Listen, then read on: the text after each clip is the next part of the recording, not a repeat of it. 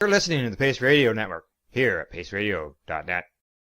The opinions of the individuals during this broadcast are their own and may not be the opinions of their group or other organizations they may be involved with. All medical advice during our broadcast is not a medical opinion and should be checked with your medical physician.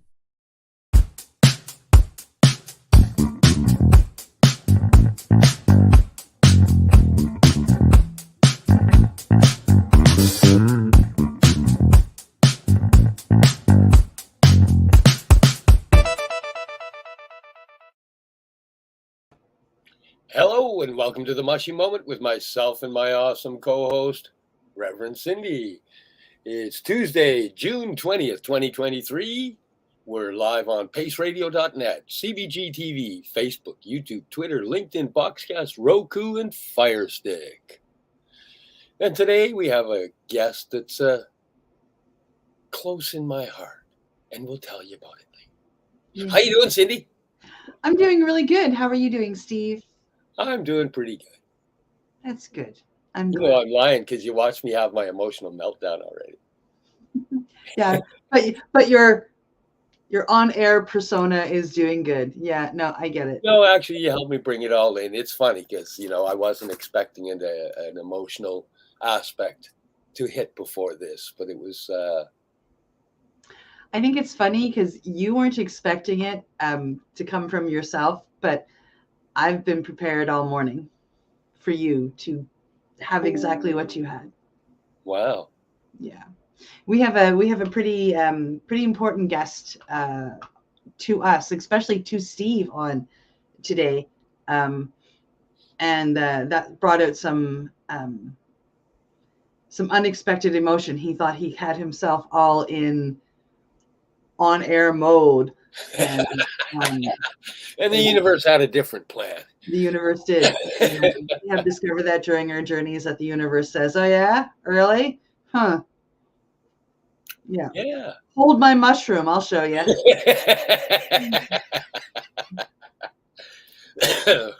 Yeah.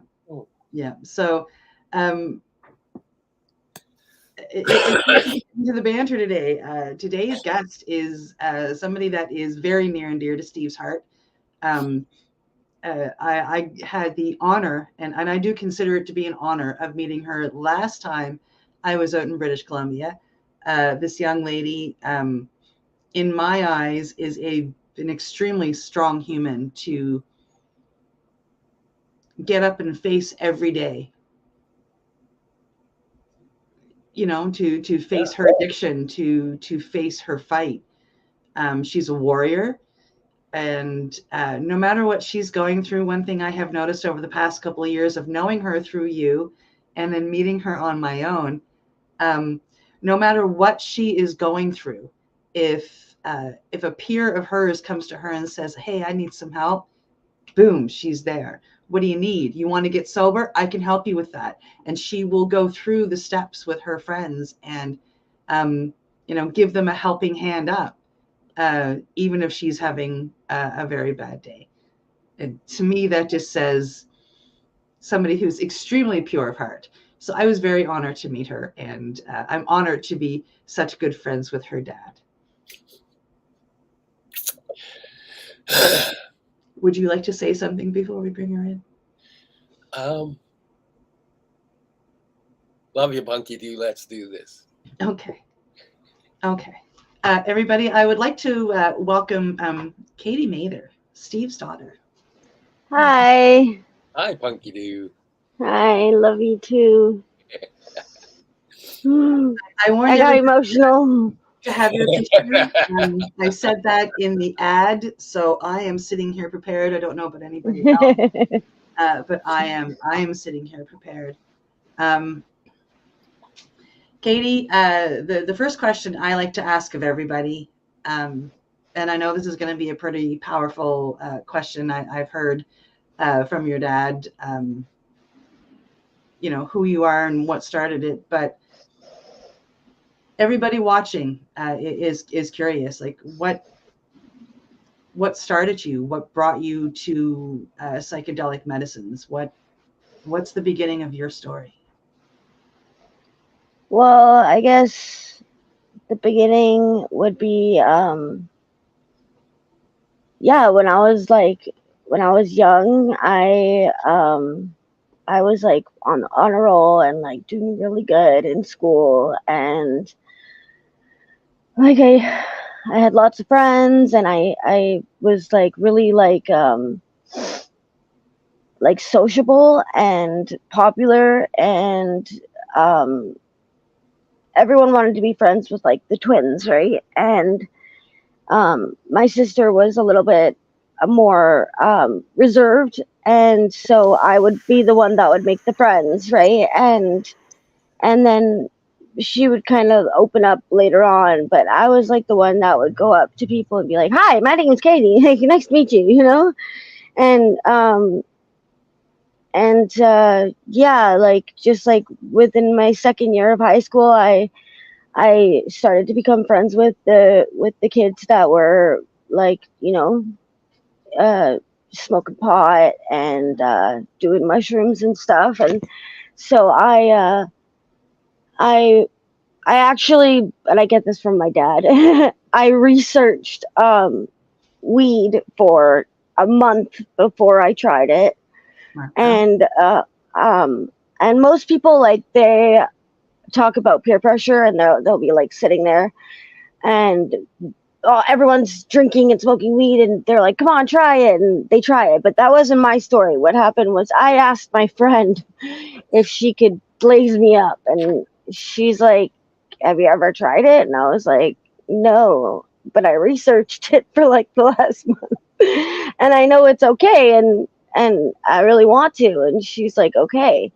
And so after school, we went to the mall and we smoked a most pinner joint of my life, and it was lemon kush, or lemon kush or something like that. And it was a citrus strain, and I didn't feel anything because it was so like small, and there was like 10 of us.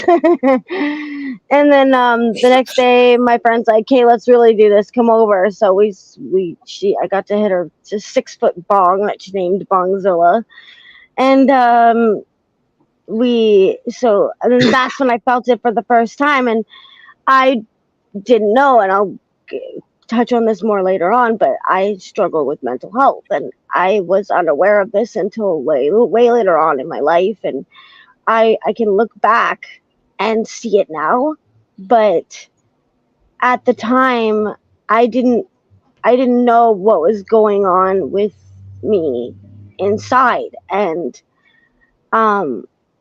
like, why did I want to get blazed up? Why did I want to not be like sober, right? And then it wasn't long before, like, after that I started drinking, and then I didn't really do like hardcore drugs until later on, because when I was 14, my really good friend's older brother spiked my drink with ecstasy, and all my friends were trying ecstasy, and he spiked my drink, and I overdosed, and I almost died, right? And at 14. At 14, yeah. And I had to go to the hospital, and they had to pump my stomach, and I had alcohol poisoning. 80% of the water in my body was replaced with alcohol,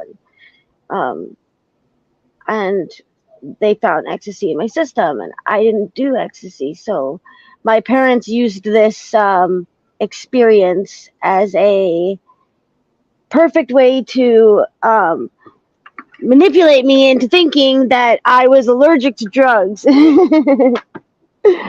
So sorry, my phone's at 5%. I gotta plug it in. So I didn't try anything after that for a long time. Yeah. And yeah, so I kind of was watching my friends do it, right? And when you say it, do you mean drugs in general, or drinking in particular, or? I guess I would say like drinking and doing ecstasy at the time. Okay. because I didn't want to do it, right? Because I was scared that that was going to happen to me again, right? Yes. There we go. Now I'm plugged in. Oh no.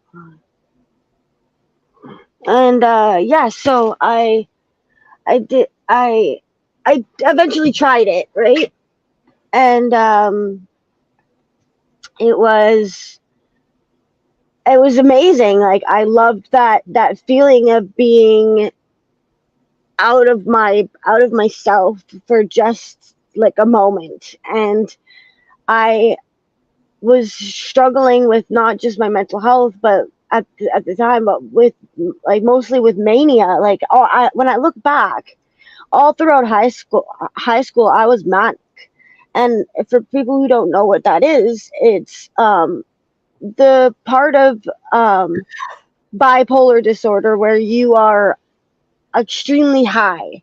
So you're very sociable, and it's noticeable. It's noticeable that you are very energetic, and you just taking like risky behaviors, and just completely like I just did, like, honestly, what I would say is I didn't care about anything, right? I would do anything. I would do any dare. I felt invincible pretty much, right?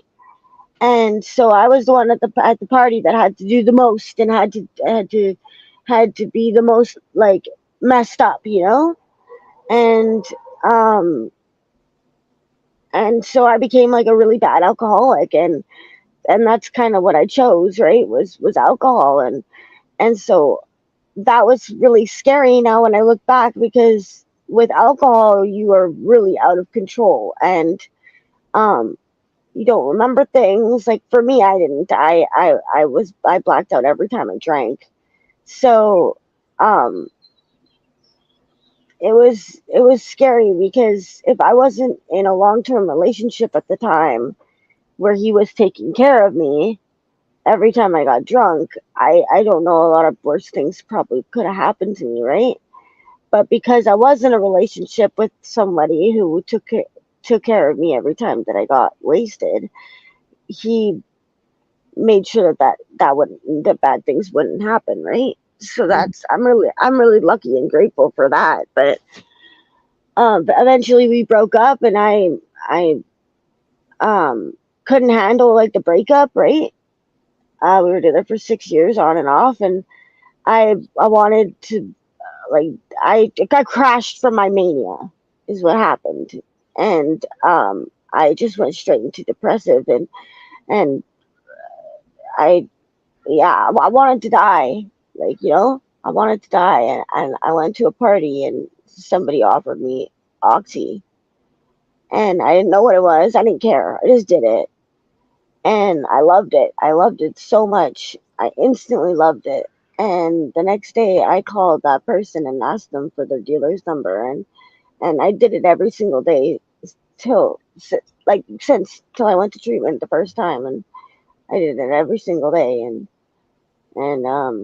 I was able to manage it for the first like 3 years, but then it got out of control, and my sister had my nephew, and I was just not. I was more entering that out of myself realm than being in myself realm, and I find that that was because I was so unhappy with who I was and what I've done in my life, and I didn't know why, but I always felt that way, always, for as And long as I can remember. the drugs or the alcohol, I mean, you're bringing up memories from me. Alcohol was my first drug of choice as well, and it was the escapism. It was for those few hours that I was drunk. Eventually, on cocaine, I wasn't in my life anymore. I was a very happy person that was very sociable, and I didn't have to think about what was driving me to drink. Yeah. That explains what was happening for you or not. Yeah. Totally. That's exactly how I felt. Like, I had hardcore identity issues, I would call it. Like, I I didn't know if I wanted to be like the preppy girl or the emo girl or whatever, right? So I just like was really like, I didn't know who I was or You what both, who I wanted to be. you and your sister always kind of struggled more with trying not to be each other, but never Yes. really looking for your own self, because you guys were always just the twins. It's the twins. It's the twins. The twins. Yeah. But in Exactly. what I saw as a parent, I saw you guys struggling to not be the same. Yeah. Yeah. Twins, but yet trying to have your own identities. Exactly. And yeah, I think that was a huge thing because we were always the twins. That's so true. And it we tried so hard to be like the complete opposite of each other, you know? And I think we did good at that. Because naturally we are complete opposites, like our personality, you know? But like we went as far as I would always be blonde and she would always be like dark haired and like all throughout high school. Sorry, I'm at 1% and I'm just looking for a charger. No worries. If you fall out, we'll just come on back in when you find a charger. Oh, perfect. I found one. We'll keep chatting. Okay. So when you were 14, you discovered, some. Oh, okay. So when she was 14, I'm going to ask you this question because you know too. She discovered some, basically, she said mushrooms and cannabis, but the same people that she discovered those through also had alcohol. So eventually she went to a party and drank, and at 14, 15, somebody slipped her some ecstasy, and she had it didn't turn out to be good. And you and your wife at the time handled it with the best knowledge you could at the time. Which worked for a little while, but she eventually went back to the drinking and the ecstasy. And the drinking was what she got addicted to, obviously. Am I right? Yes, and she has similar patterns to me. There's no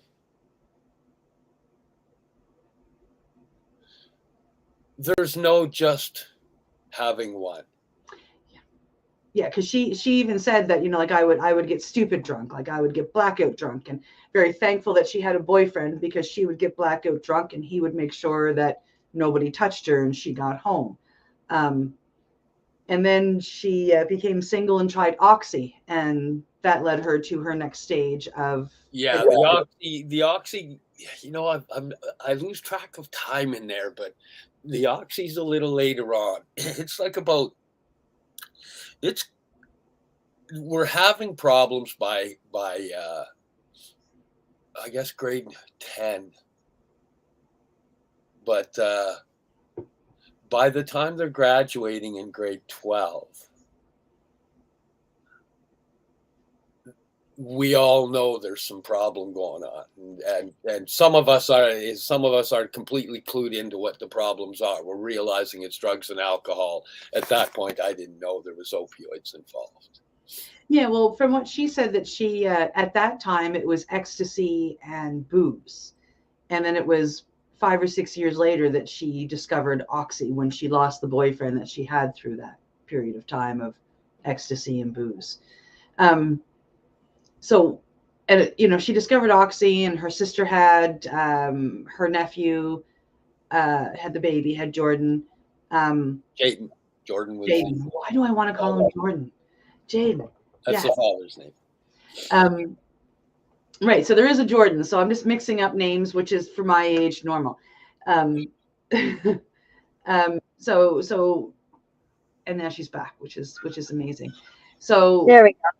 At how old were you? And I'm just was recapping with your dad up to the point where you discovered Oxy at the party, and you said that was about 6 years after you started drinking.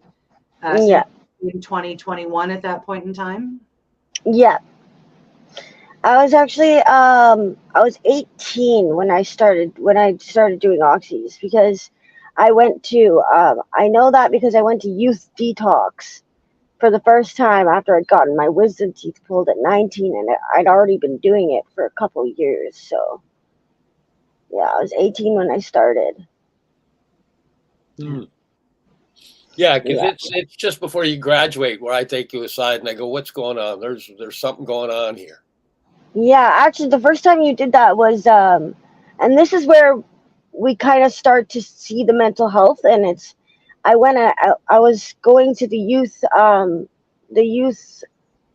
center where you could get birth control, and I decided to get the depot shot just without any research or anything, and it completely like I've struggled with birth control my entire life because it affects my bipolar disorder, and the depot shot made me go crazy. Like it literally made me go crazy. Yeah, And I remember that first conversation because what have you changed in your life? You said, I changed my birth control. I went to the shot. Now, that shot is a 30-day? Was it a 30-day? It was, yeah, I think days. 90 days. It was in the last 3 weeks of it being valid or being useful that it triggered your mania and you started to. And we got in a big fight.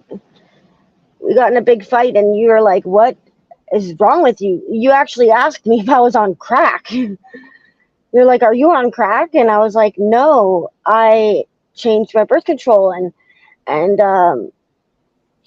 then you took me over to the computer and sat me down and we researched it all night, the depot shot. And I still remember the research. Like, it's pretty much made for the low income. What it says online is it's for the low income Black families in the US that get it, the people who can't afford birth control. And it's really bad for your body. It's really bad for for people who struggle with mental health. And it just reacted with me, right? And so I instantly stopped taking it in that moment. And I've tried every birth control since then, and the only thing that worked for me was the Mirena IUD. And I had that for like 10 years. And then, that's the only thing that worked. So that's where we started to see like the mental health start to play a role. And because the medication would trigger certain things, different medications trigger different things along with what you were doing. And I was so depressed. With like everything and like being on and off with my relationship and like that was really affecting me, and then I'd like move back in with him, and then I'd move out, and then I'd move back in with him, and we would get in fights, and he was actually the first person to tell me, I think you're bipolar. And that's because his mother struggles with bipolar, right? And I would just be like, yeah, like, because I was taught, like, because in your guys' generation, like, mental health wasn't really spoken so much about, right? And so people didn't really know what their mental health issues were, because to see a psychiatrist is for crazy people, right? And that's, pardon me? It was a bad thing at that point in time. Like, it was like, shh, don't talk about it. Don't, like sweep the rug, right? Yeah, I get it. Exactly. So I just didn't like the first time I got diagnosed, actually, I was 16, and I was living with my boyfriend. We got in a big fight, and I told him, I'm going to kill myself. I'm going to kill myself today. I need to go to the hospital. And I'm like, please don't. Like, he was going out with his friends. I'm like, please don't leave.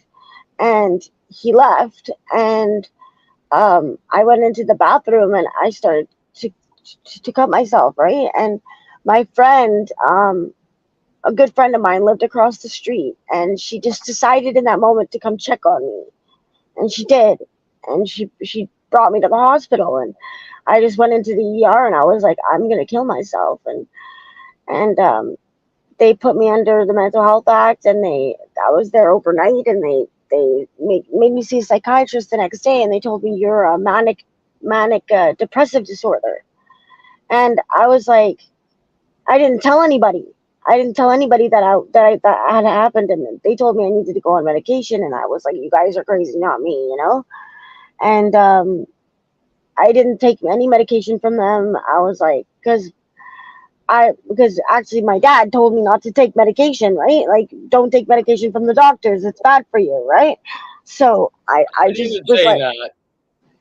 no, that was generally what was said, Yeah, right? I mean, not all of it, but like, yeah, you don't want to, like, yeah, the Like SRIs the and antidepressants and stuff, right? Like, and so Yeah, don't say medicines. There's certain medicines that yeah. better ways to utilize repair damage.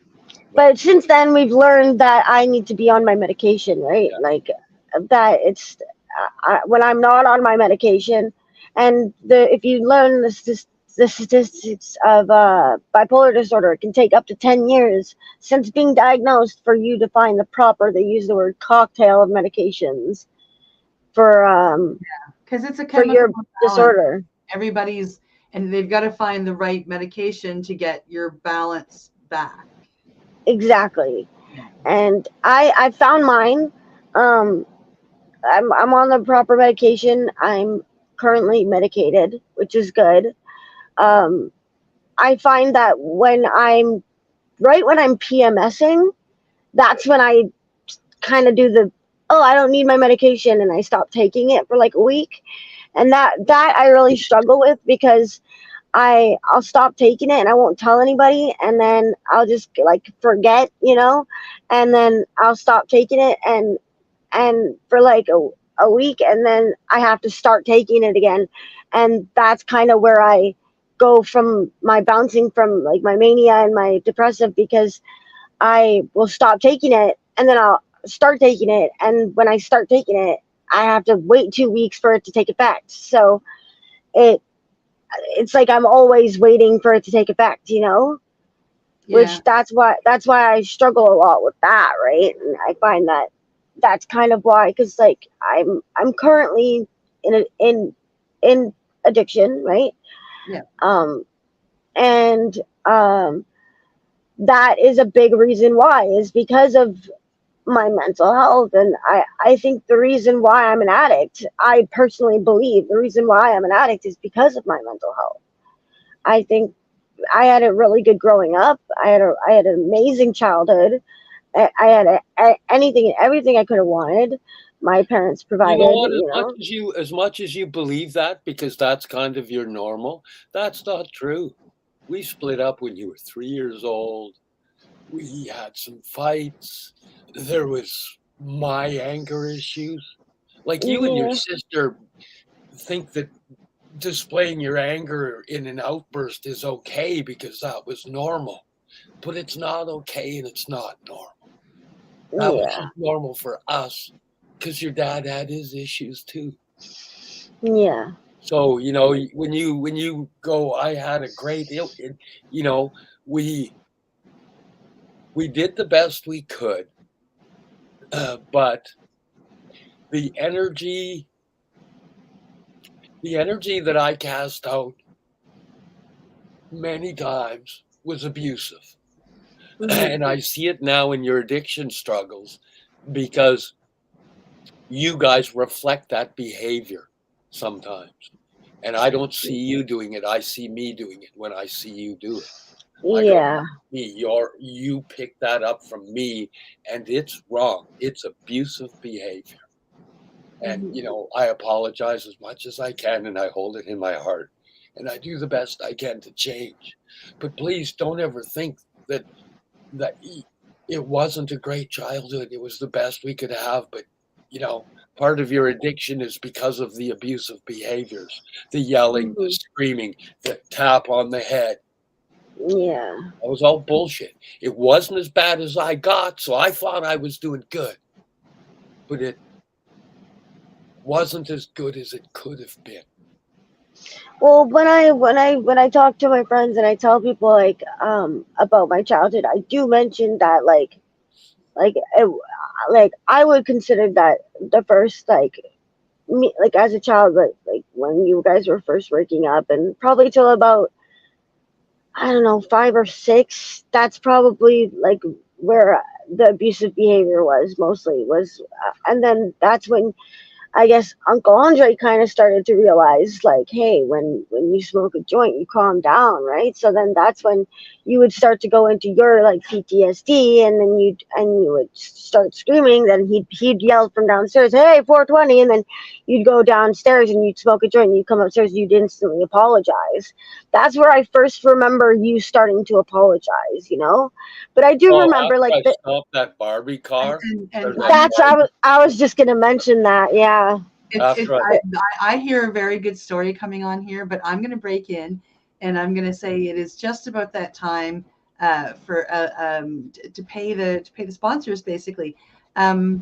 So we are live here on paceradio.net and cbgtv.com, and we are going to be right back chatting with a father and daughter, and seeing some pretty beautiful moments happening just now. There was a lot of love that just got exchanged, and I'm going to go have a little cry during 3 minutes and 23 seconds, and we will be right back to continue this conversation. Thank you so much. You're listening to the Pace Radio Network here at paceradio.net. Limestone City Hydroponics is Kingston, Ontario's hydroponics shop. Take your growing to the next level and create the optimal environment with a tent kit, or maximize your yield with an ebb and flow flood table kit. Either way, Limestone City Hydroponics has more sizes and options to fit your needs. Are you looking for the power of the sun that adapts to your budget? Then look no further, as they have professional grow lighting. They have indoor grow systems that are easy and cost effective, with many options to fit your living space and lifestyle. Cultivate your growing potential. We have everything you need to succeed. And if you can't make it to the store, they offer local delivery to the greater Kingston area. Remember, when you're looking for experts to help you grow, then look no further than the locally owned Limestone City Hydroponics, 105 Sunderland Drive in Kingston, Ontario. Call them at 613-548-0420. In February of 2022, the Victoria Cannabis Buyers Club and Ted Smith were fined $6.5 million. This for helping 8,500 patients with access to medical cannabis. In our interview with Ted, he spoke to us about how people can donate to help in an upcoming court challenge. And here is part of that interview. From what I've seen lately, I believe that you've got something that you're trying to do as far as fundraising to deal with this next court challenge. For now, people can write checks directly to Jack Lloyd Law Corporation, or send e-transfers to save the VCBC at gmail.com. I guess those are the two easiest ways for people to help right now. What do you find at paceradio.net? People advocating cannabis education. Enjoy the buzz of legalization with Campbellford Lifestyle Shop. From lights to plant nutrients, books, consumption accessories, and more, we've got all your basics to grow or consume cannabis. Visit our info center or take a look at our piercing services and body jewelry, now available in-store through Campbellford Lifestyle Shop, 17 Bridge Street West, Campbellford. Cannabis edibles are an effective way to manage pain and other ailments, especially when you deal with your trusted partner, Legacy 420, in Tyendinaga Mohawk territory. You see, we lab test every product on site to ensure proper dosage every time, which is critical when consuming cannabis edibles. All Legacy 420 edibles are made by our classically trained baker and chocolatier, and we also have super tasty vegan options. Our baker has been in the industry for 25 years. She's also a chocolatier. Everything from savory to sweet, your chocolate bars, brownies, butter tarts, you name it, we make it. Talk to our knowledgeable Cannatex about our incredible variety available. Give your trusted partners a call. Legacy 420 out on your road.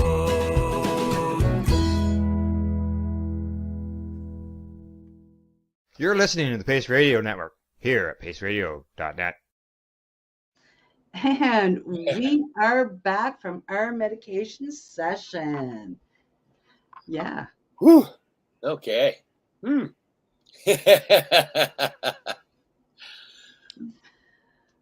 Yes, we are still live here on cbgtv.com, paceradio.net. We have been chatting with Kathryn Mather. during this show. It's been a pretty heavy, pretty emotional show. Yeah, sorry, of course, my mind floats out on me. that's okay. She is the daughter, of course, of my co-host Steve. She is here talking openly and freely about her addictions, what led her to them, what she was going through at the time, what she felt, what she thought. So it's been a pretty powerful and heavy interview so far. Like I said at the beginning, I see this young lady, this young woman, as a very strong warrior. She's been fighting with addiction, admittedly, since she was 17, 18 years old, maybe even earlier than that, 16 with alcohol. And she's still standing up, and she's still fighting, and she is still hanging on, and she is still helping her friends take steps to get sober. So she blows my mind with her strength. Your daughter does. Yeah, she blows my mind with her strength too. Yeah. And if you guys missed it just before the break, and I'm going to bring Katie back on here in a second, dad and daughter had a moment of true healing, I think, between the two of them. And I'm all the way here on Nova Scotia, and I felt it and had to go for a cry. So if you were watching the show, I'm pretty sure you got hit in the heart too. That was a pretty powerful moment. Yeah. Yeah. Okay. I'm going to get myself back under control. And we're going to bring Katie back on. Welcome back, Katie. Hi. Hey, monkey. So we have been talking about your struggles and steps that you've taken throughout your addiction. You ended up being held under the Mental Health Act for a night. There was one night that you said was really, really bad.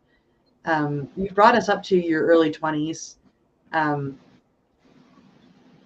then there was something horrific that happened that made everything a lot worse, from what I gather from the stories that you just told me.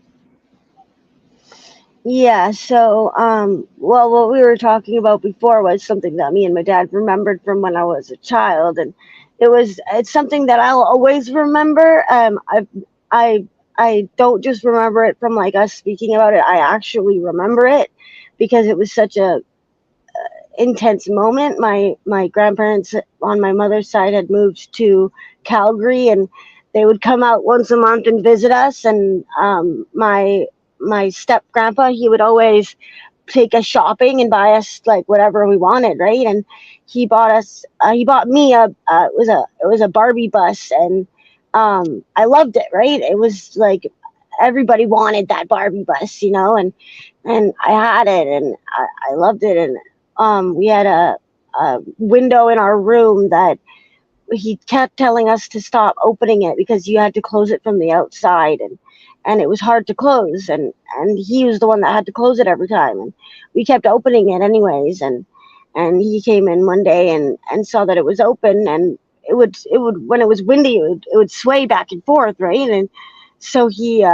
came in one day, and he was mad that it was open, and he had one of his tantrums, and he grabbed my Barbie bus. Myself, I was having a mad. Yeah. So. Totally, and he grabbed my Barbie bus and he threw it, and I came running into the room and I tripped on your Barbie bus. Yeah.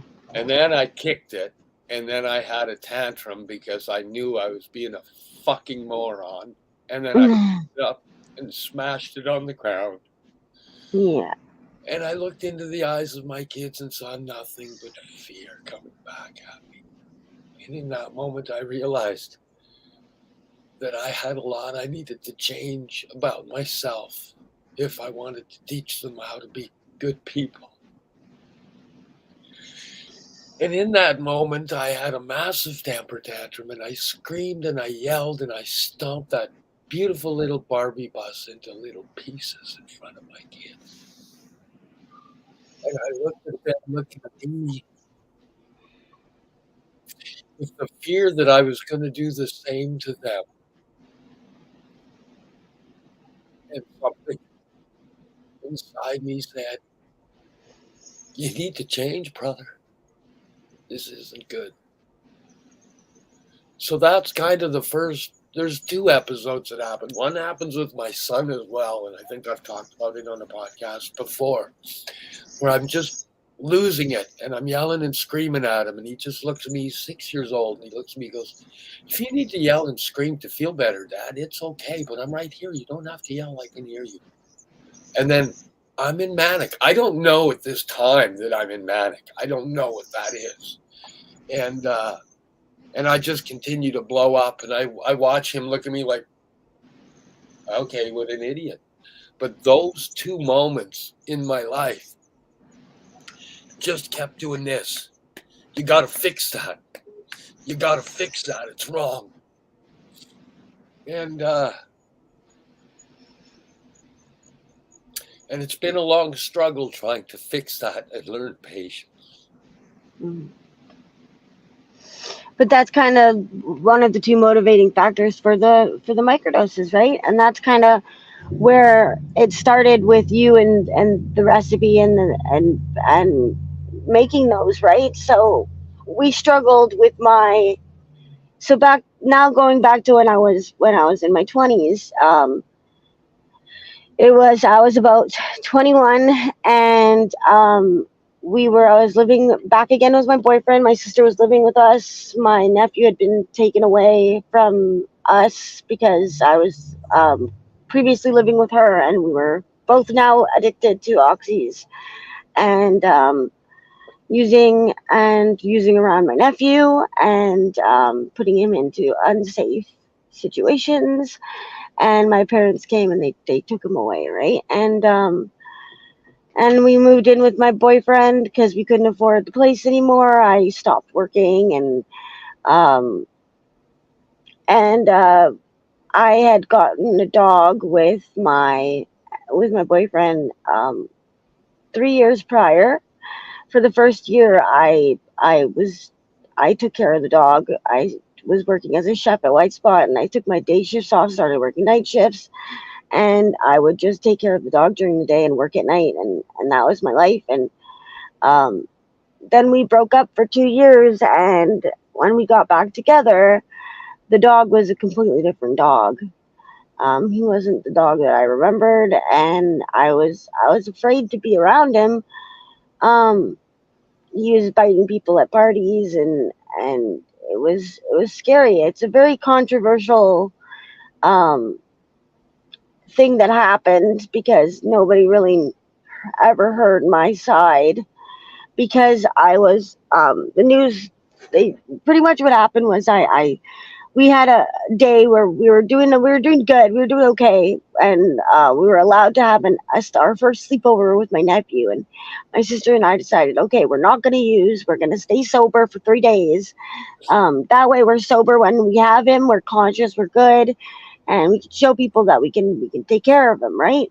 And he came over, and whenever he was over, I would have to take the dog and put him in my room and lock him in my room, because he would just bump my nephew and just kind of just challenge him, and try and be like above him in the pack, right? And I was scared. That he was going to hurt him. So I would lock him in the room, and it would make him more mad. And then I would take care of my nephew, and he slept over, and the next day, it was 3 days we hadn't been using, and we were going through withdrawals, and we were like, okay, we're going to take him to the park, we're going to play with him, we're going to take him back to his dad's, and then we're going to pick up. And that's not what happened at all. Right when we were about to leave the house, I looked over at my dog, and I was like, he needs to go for a walk. He never gets walked. And I decided to take him with us in that moment, and he just wasn't listening when we were walking him. And we got to the park. I tied him to a tree, and we played with my nephew for about 10 minutes. He was barking the whole time. And when I untied him, he just started to attack me, right? And so that was like a huge traumatic thing that happened to me, because I got bit over 100 times. I got 250 stitches to my body. I fought him for about 15 minutes. My sister got 50 stitches. This old man got a citizen's award for trying to help me. He jumped a 6-foot fence to try and help me, and he got stitches in his hand. I had a detached bicep, and I got plastic surgery on both my arms and both my legs, and I pretty much had to like relearn how to walk, and like it was like my dad was carrying me from like the couch to the bathroom, and like I couldn't do anything for myself, right? And that was like, and on top of all of what was going on physically with that, it was my dog that I loved that was now getting put down, and there was a lot of online hate.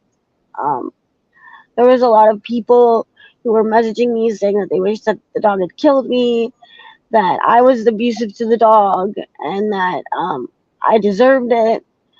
And people who were my friends were telling me to just go kill myself, and like it was a really like my dad. Friends, Pumpkin. I know. I just remember one moment. He picked us up from my boyfriend's house and brought us out to Mission and detoxed us for the first time. And when we were in Mission, I just remember a moment where he was on the computer and he was fighting with the trolls, and he would stay up all night and fight with the trolls. And I just looked at him and I was like, Dad, you're never gonna win. There's so many of them, you know. Yeah. But it's not worth it. But he is winning. He is winning because he walked away from them. Yeah. So we just decided to take that time off of social media, right? And just deal with our addictions, and we were seeing doctors and stuff, and I was getting checked out for my wounds, and I would have to go get my stitches checked and my dressings redressed, and it was a long process of healing physically, and there was a process emotionally of healing in that too, because this is where we start to get into like society, and at that time you couldn't just get on methadone or Suboxone. You had to get on a wait list and see a doctor, and you had to pay for your methadone every day, and it was like $12.50 a day that my dad had to pay it because I had no way to pay it. Well, at first we couldn't even get it. At first we drove to the 3 different places, and they just, we would leave there. We would go in and we would talk to the doctors and the nurses, and only certain doctors could prescribe methadone at this time. And we'd go in there and we'd talk and we'd get hugs and tears, but nobody could help us.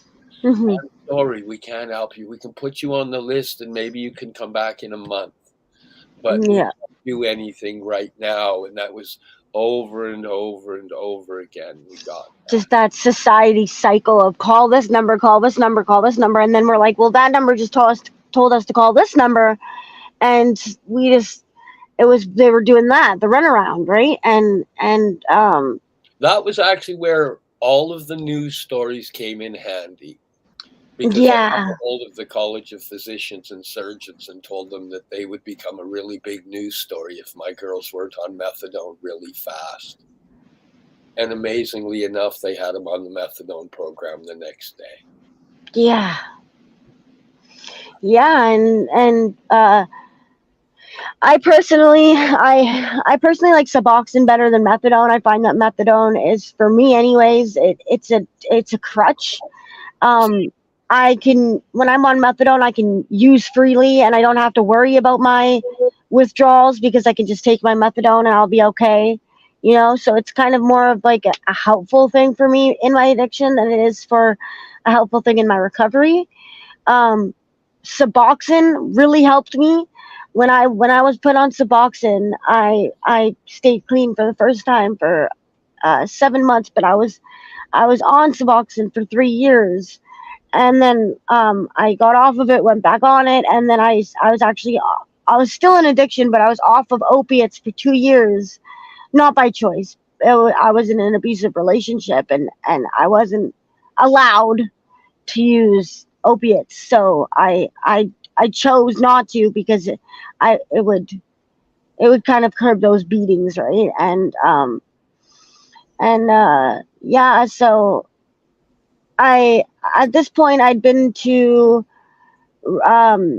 so I guess we'll talk about the strip, right? Like I was living in Mission with my dad, and he had detoxed us with his full spectrum cannabis oil, and we were off of it for 5 days. We were off of opiates, and we didn't even realize that we were off of it. We were sleeping it off. We would wake up and we'd start to feel it, and he would be like, "Go eat some more oil," and we would just eat the oil and pass out.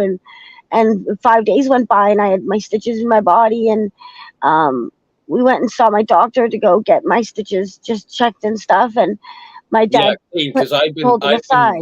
I'd been changing the bandages, and there was enough wounds between the two of them. It was costing me $100 a day in the bandages and stuff we had to put on them. Wow. And after 5 days, I figured we should go get the doctor to check things and look at things. So I took him into the doctor, and we went in, and then we were talking. How did he find out that we were detoxing you?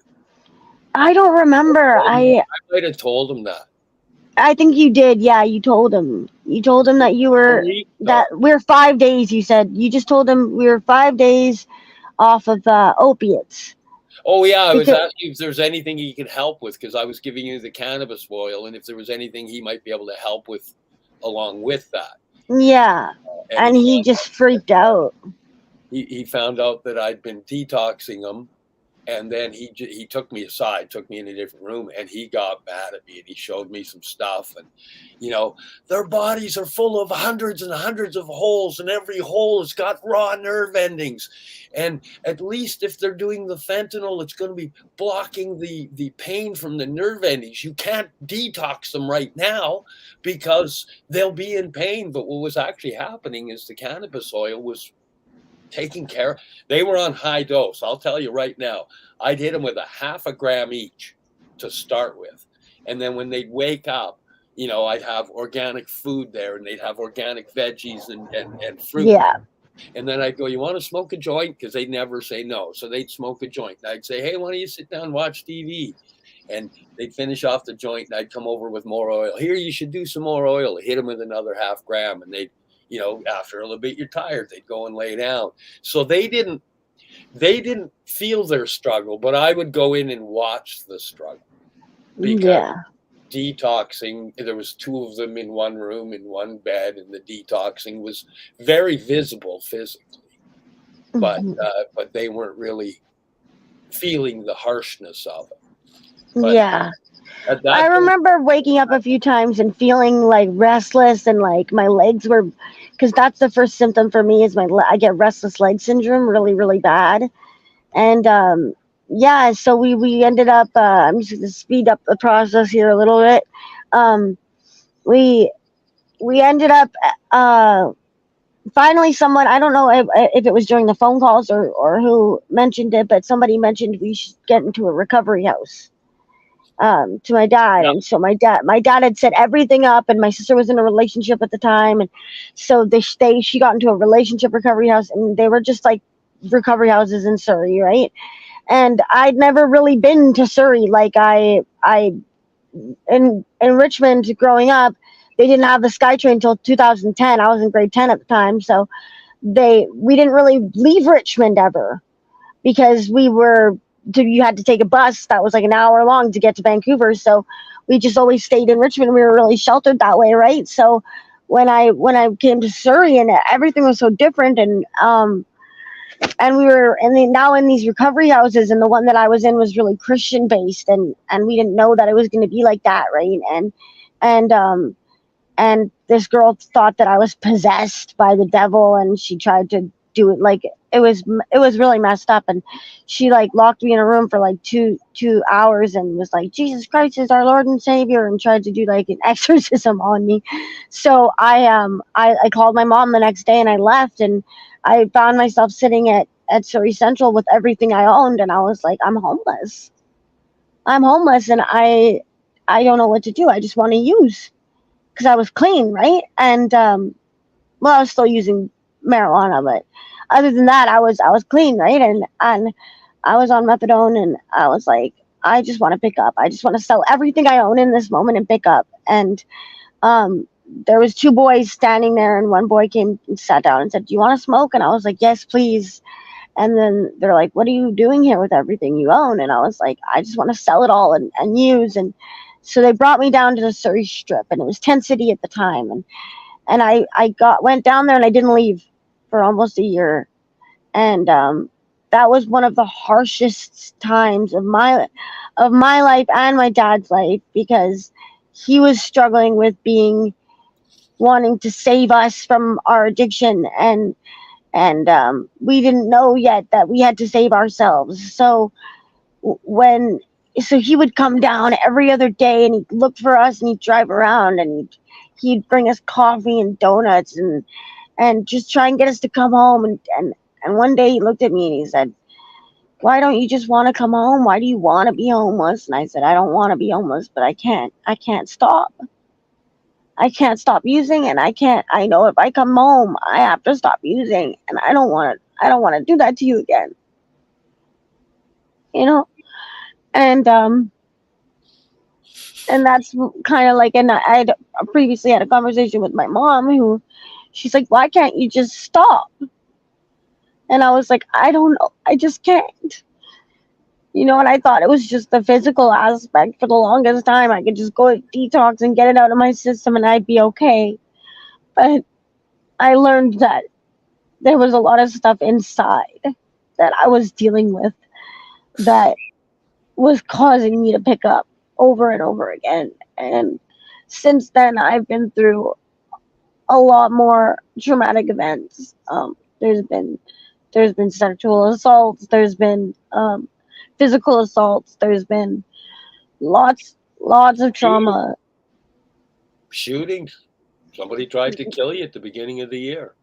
Yeah, my house at the beginning of the year on January 4th got shut up, and I was in my bedroom when it happened.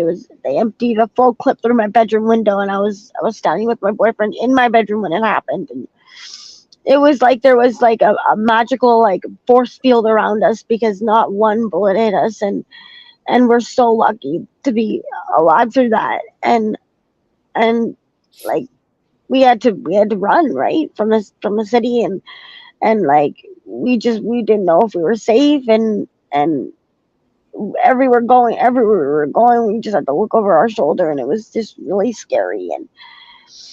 And there's been lots of like moments, so many I can think of, right, that were so traumatic, and so now my struggle is, and I've been to recovery. I'm just gonna mention, I've been to treatment at this time 4 times now.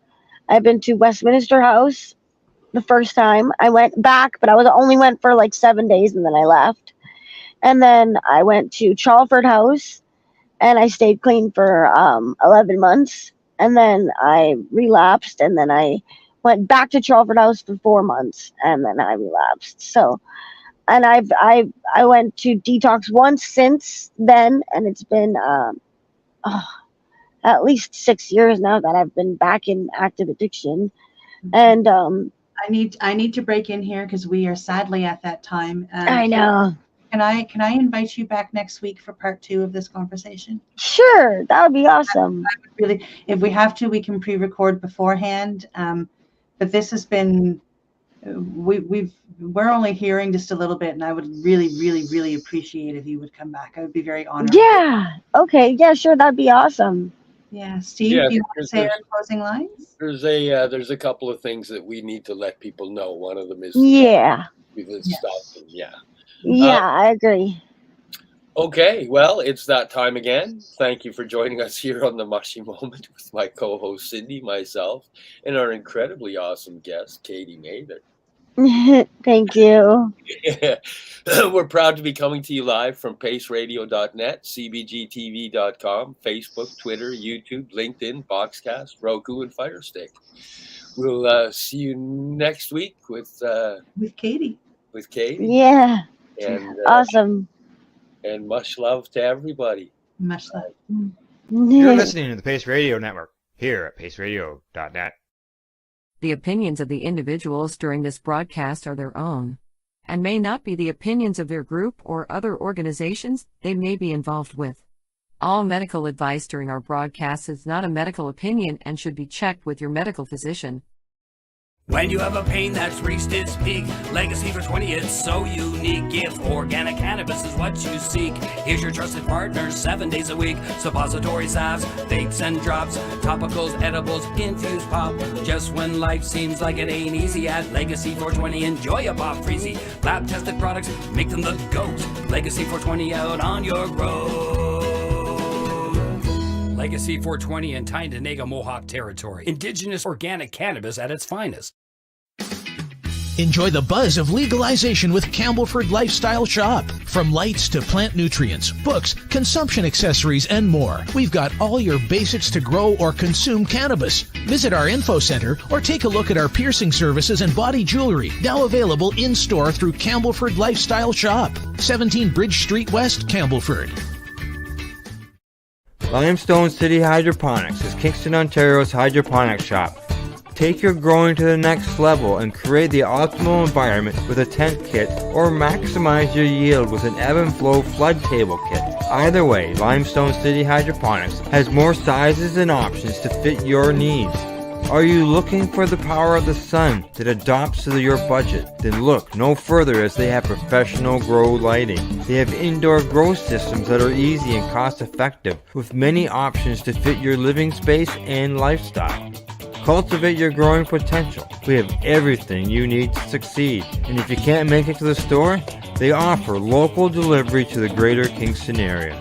Remember, when you're looking for experts to help you grow, then look no further than the locally owned Limestone City Hydroponics, 105 Sunderland Drive in Kingston, Ontario. Call them at 613-548-0420.